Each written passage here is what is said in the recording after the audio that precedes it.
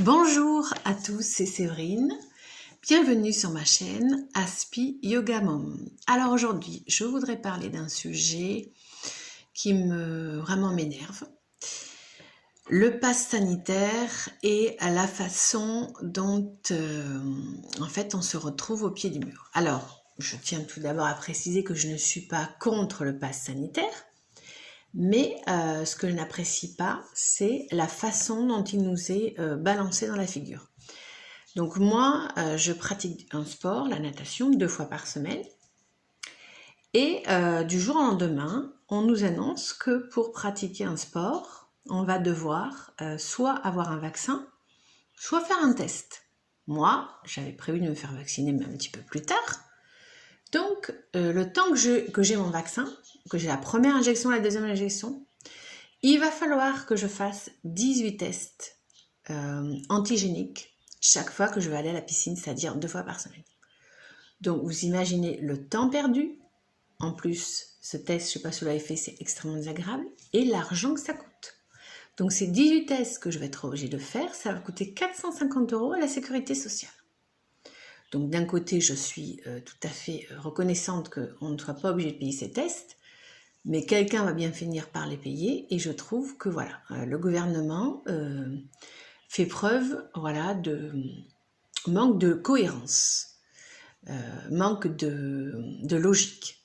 Il fallait dans ce cas-là prévenir les sportifs amateurs comme moi, nous sommes quand même des centaines de milliers, des millions en France, à pratiquer un sport plusieurs fois par semaine. On est enfin heureux que les clubs aient pu réouvrir, et bing, on a cette histoire de passeport sanitaire qui nous tombe sur la tronche. Moi, ce que je reproche vraiment au gouvernement, c'est de ne pas avoir anticipé. Il fallait nous dire dès le mois de mai, à partir du 1er août et même de fin juillet pour les piscines, vous serez obligé d'avoir votre vaccin ou de faire des tests pour pratiquer votre sport. Si on l'avait dit clairement dès le mois de mai, alors nous les sportifs amateurs, on aurait pu se préparer, je peux vous dire qu'il y aurait eu un rush sur les vaccinations, on se serait vacciné vraiment en masse, et on n'en serait pas là, en fait. On n'en serait pas là, on aurait économisé de l'argent, parce que moi j'ai calculé, donc moi ça me coûtait 450 €, je fais 2 fois par semaine, multiplié par des milliers de gens, vous faites les calculs vous-même. Donc je trouve ça complètement, c'était vraiment mon coup de gueule de la semaine, même de la quinzaine, quand j'ai compris ça, parce que maintenant ça fait 2 semaines que c'est comme ça. Donc voilà, et je me dis que le gouvernement serait bien inspiré d'avoir des personnes autistes pour s'occuper de la crise sanitaire, parce que les personnes autistes ont comme qualité d'être des personnes pragmatiques, des personnes réfléchies, des personnes logiques, des personnes cohérentes. Et je pense que tout ça, on en manque cruellement dans la gestion de cette crise sanitaire. Voilà. Donc, si quelqu'un du gouvernement par hasard m'entend, mais franchement, prenez quelqu'un comme Joseph Chovanec. Franchement, soyez cohérents, et surtout considérez les Français comme des adultes. Dites-nous les choses de manière claire, ne changez pas d'avis en permanence. Parce que prenons mon cas, bon, moi je fais la piscine.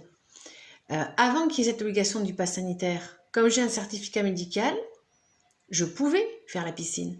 Donc à ce moment-là, on ne nous disait pas qu'il fallait absolument être vacciné ou avoir fait un test parce que c'était dangereux. Au contraire, on nous disait que la piscine, c'était le seul endroit où on était sûr qu'il n'y aurait pas de Covid, puisque le chlore apparemment dissout le Covid. Enfin, la Covid. Donc, il y a cette espèce de volte-face où subitement, alors que pendant des mois, des personnes qui ont des problèmes de santé sérieux, qui ont de l'asthme, qui sont obèses, ont eu le feu vert sur certificat médical d'aller à la piscine. Et là, c'était un endroit, la piscine était considérée mais vraiment comme un endroit sécure. Et là, patatras, tout change. Ah non, la piscine maintenant, il faut avoir son test. Il sait plus, voilà. Donc en fait, scientifiquement, c'est aussi ça qui m'énerve dans cette histoire. C'est que scientifiquement, ce n'est absolument pas justifié, cette obligation de pass sanitaire pour les piscines. Voilà. Donc je regrette que le gouvernement n'ait pas agi avec plus de réflexion et de cohérence. Donc encore une fois, engagez des personnes autistes et vous verrez que la crise sanitaire sera beaucoup mieux gérée. Et puis sinon, je voulais quand même terminer sur une note positive, parce que moi, vous savez, l'un de mes intérêts spécifiques, c'est le yoga. Et le yoga, c'est toute une philosophie de vie, c'est pas uniquement des postures, c'est la méditation, etc. Et on prône beaucoup justement l'acceptation. Donc cette situation, elle m'a vraiment mise en colère.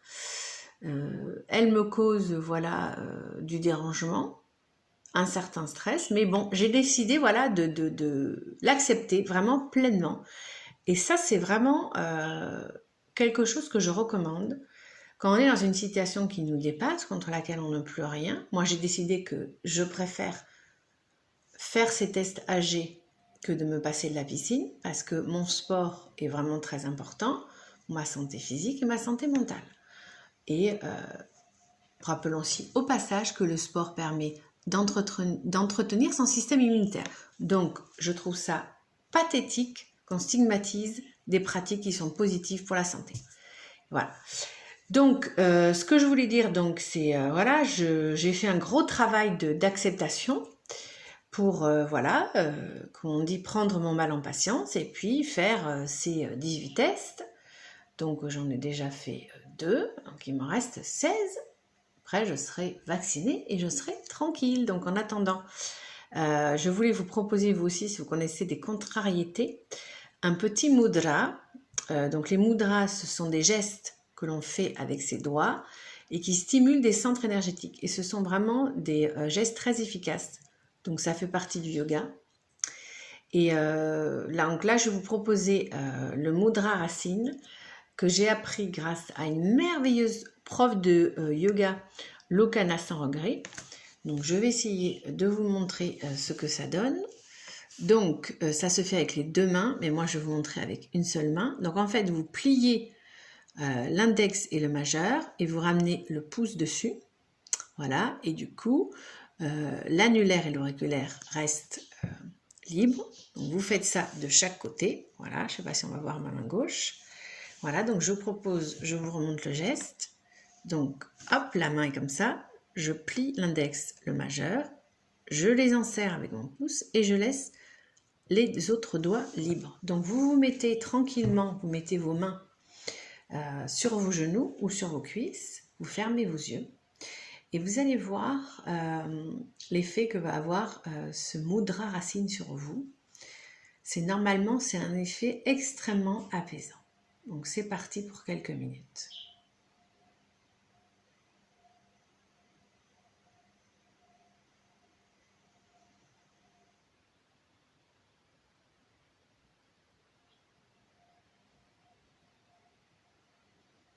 Portez dans un premier temps attention à votre respiration, observez-la.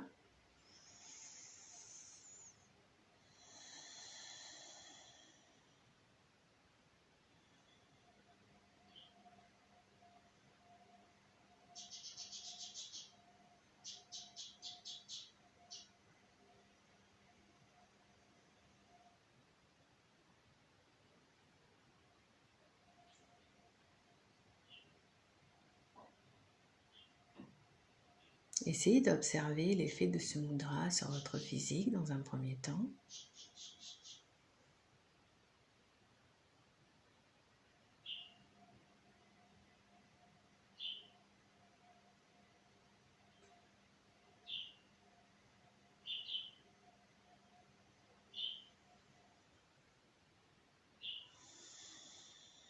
Alors normalement, ce mudra provoque une plus grande respiration, une meilleure respiration au niveau abdominal.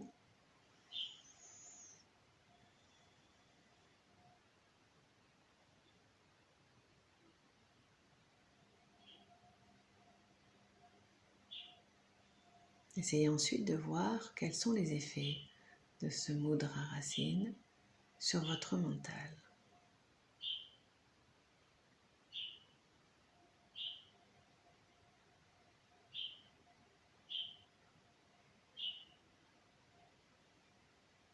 Moi personnellement, l'effet sur mon mental est radical. Cela enlève toute pensée.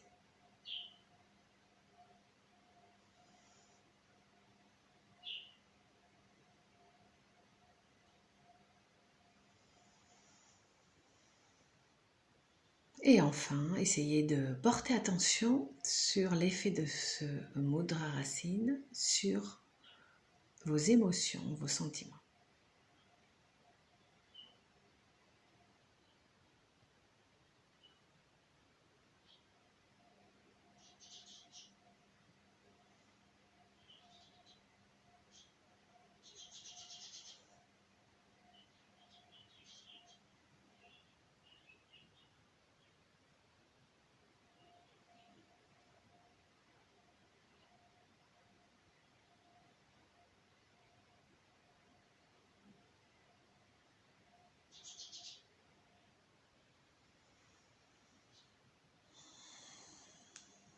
Alors moi, au niveau des émotions, je me sens extrêmement stabilisée, en fait, sereine.